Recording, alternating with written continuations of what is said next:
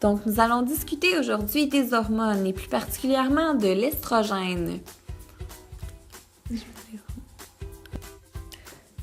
Les estrogènes sont donc des hormones sexuelles primaires appartenant à la catégorie des stéroïdes.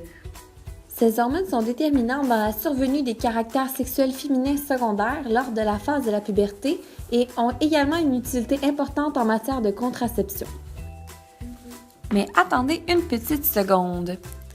Est-ce que l'on dit de l'estrogène ou des estrogènes?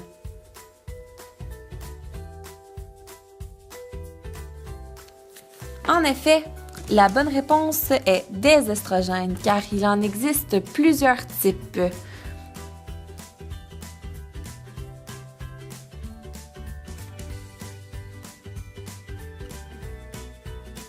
En effet, on en retrouve 3 types, l'estradiol, l'estriol et l'estrone. L'estrone est beaucoup moins puissante que l'estradiol et chez les femmes en post-ménopause, on trouve plus d'estrone que d'estradiol dans le système.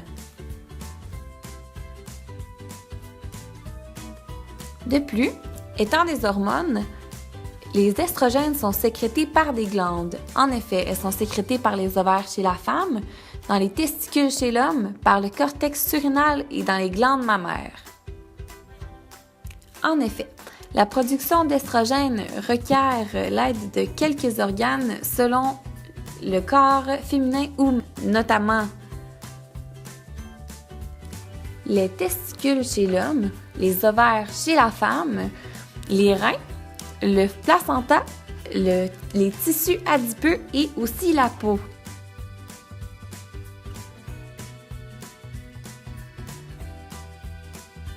Il est donc possible de se demander comment fonctionnent les estrogènes. Il faut d'abord se questionner sur leur rôle principal. Donc, à la base, le rôle principal des estrogènes est d'assurer la formation, le maintien et le fonctionnement des organes génitaux et des organes sexuels secondaires, particulièrement chez la femme.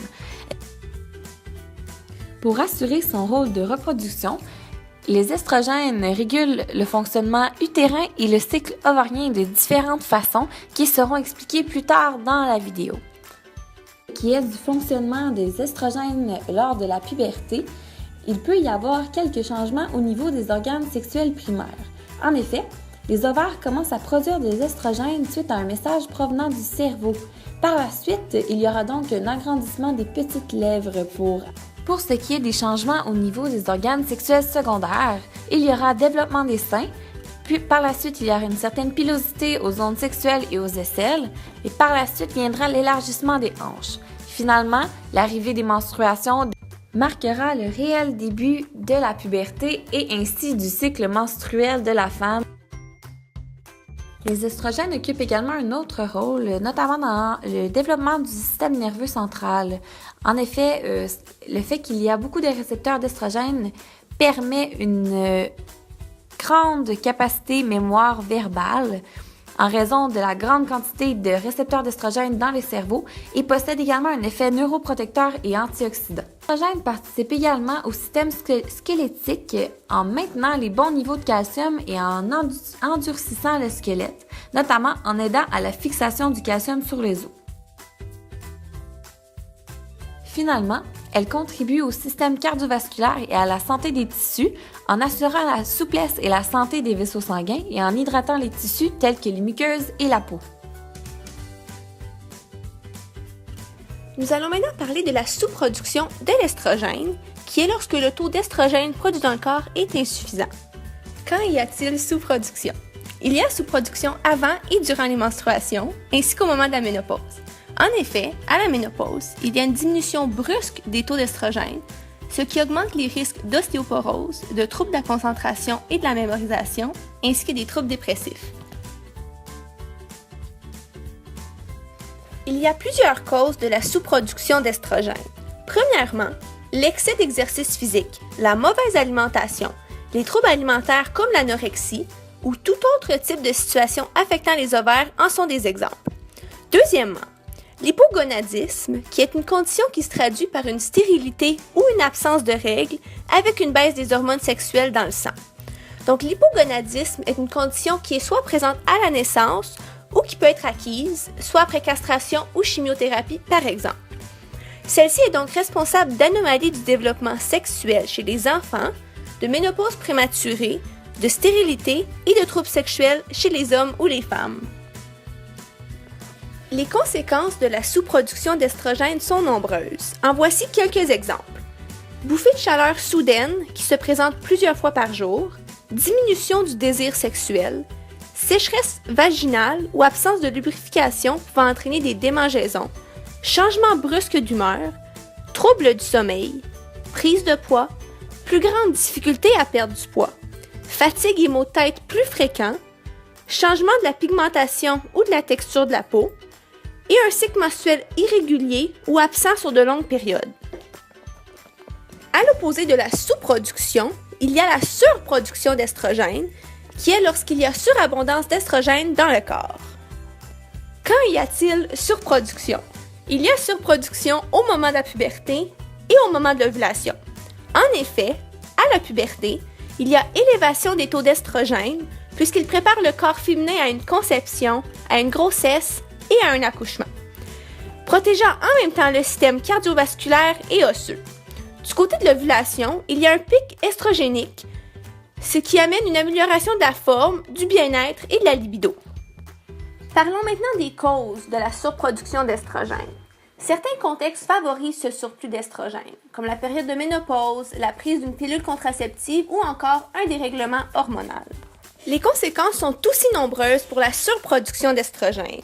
En effet, une surexposition à l'estrogène peut être associée à divers troubles de santé, notamment au cancer du sein et de l'utérus.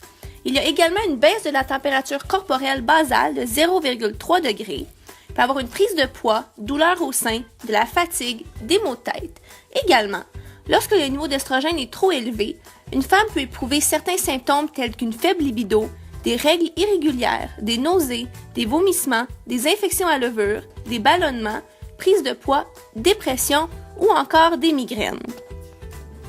Voici quelques explications concernant l'homéostasie de l'estrogène dans le corps humain. Avant tout, l'estrogène est synthétisé et régulé par les gonadotrophines, c'est-à-dire la FSH et la LH de l'adénohypophyse. La FSH est l'hormone folliculostimulante et la LH l'hormone lutéinisante. Les gonadolibérines, aussi appelées GnRH, régissent la sécrétion de FSH et de LH. Cycle ovarien, il y a d'abord la libération du GnRH par l'hypothalamus qui favorise la sécrétion de FSH et de LH par l'adénohypophyse. La FSH provoque la croissance des follicules avec l'aide de la LH et c'est alors qu'il y a la croissance des cellules folliculaires. Lors de la phase folliculaire, la quantité d'estrogène augmente lentement, ce qui entraîne la croissance des follicules et la maturation des ovocytes. La faible concentration d'estrogène inhibe la sécrétion des hormones de l'hypophyse, ce qui maintient la FSH et la LH à des concentrations relativement faibles. La sécrétion d'estrogène augmente brusquement et la production de FSH et LH monte en flèche. L'augmentation de la concentration de LH causée par l'augmentation accrue d'estrogène par le follicule en croissance est le processus de rétroactivation. Au jour 14, la LH entraîne la maturation finale du follicule. La phase folliculaire se termine par l'ovulation, environ un jour après l'augmentation brusque de la LH. Lors de la phase lutéale, après l'ovulation, la LH déclenche la transformation des tissus folliculaires en corps jaune. Ce corps jaune sécrète alors de l'estrogène. Au fur et à mesure que leur concentration augmente, l'estrogène exerce une rétroinhibition sur les hormones de l'hypothalamus et de l'adénohypophyse. Cette rétroinhibition réduit la sécrétion de LH et de FSH à de très faibles taux et empêche une autre ovule de mûrir lorsqu'il y a fécondation. Lorsqu'il n'y a pas fécondation, la fin de la phase lutéale se traduit par la dégénération du corps jaune en raison des faibles concentrations des GnRH et donc de l'estrogène.